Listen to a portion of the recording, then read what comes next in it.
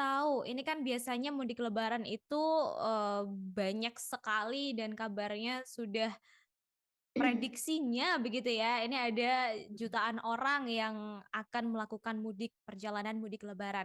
Nah, untuk persiapannya sendiri dari Kementerian Perhubungan, ini seperti apa? Persiapan persiapan apa saja yang sudah dilakukan oleh Kemenhub begitu Ibu, baik, udara, darat maupun laut? Baik, jadi, betul sekali ya bahwa tahun ini prediksi yang melakukan mudik memang sangat tinggi ya, naik 44% jika dibandingkan tahun lalu. Tahun ini diperkirakan ada 123,8 juta masyarakat Indonesia yang akan melakukan mudik. Dan kalau dilihat lebih detail lagi, itu 75% diantaranya akan menggunakan angkutan jalan, yaitu bisa menggunakan kendaraan pribadi roda 4 ini yang paling tinggi ya, kemudian kendaraan roda 2 atau motor, dan kemudian bis, mobil sewa itu akan mendominasi, diprediksi akan mendominasi. Mhm. Dan pergerakan masyarakatnya ini 62% juga akan terjadi di Jawa. Jadi ya ini memang tren mudik ini umumnya memang ada di Jawa ya. Meskipun di provinsi yang lain seluruh Indonesia juga terjadi pergerakan masyarakat, tetapi yang terbesar, 5 terbesar semua terpusat di Jawa.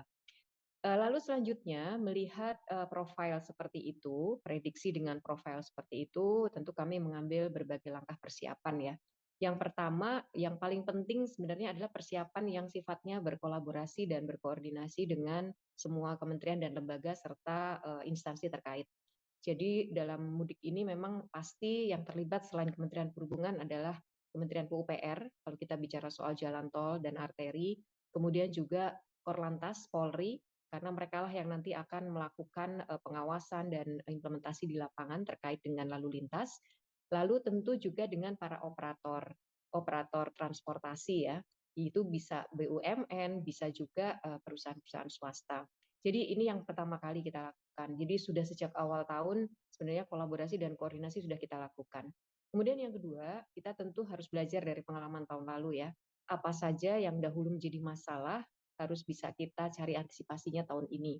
Dan ini kita sudah identifikasi paling mengkhawatirkan dalam tanda kutip ya, yang paling harus mendapatkan perhatian ya karena terbanyak adalah angkutan jalan, tentu yang terkait itu.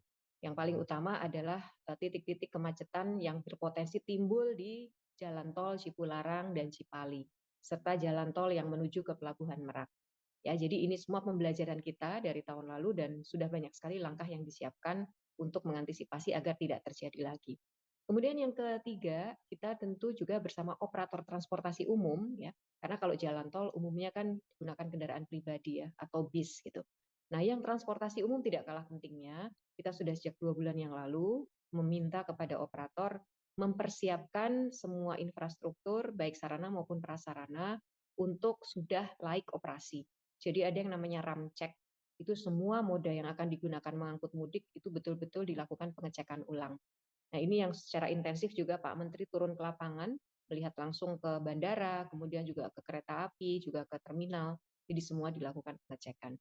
Dan yang keempat, ya tadi melakukan komunikasi sejak awal, Mbak Ratu, karena bagaimanapun kita membuat ketentuan, ya masyarakat harus dikondisikan sejak awal, sehingga sosialisasi dan komunikasi yang dilakukan itu harus intensif.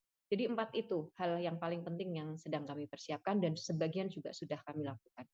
Terima kasih sudah nonton. Jangan lupa like, subscribe, dan share ya.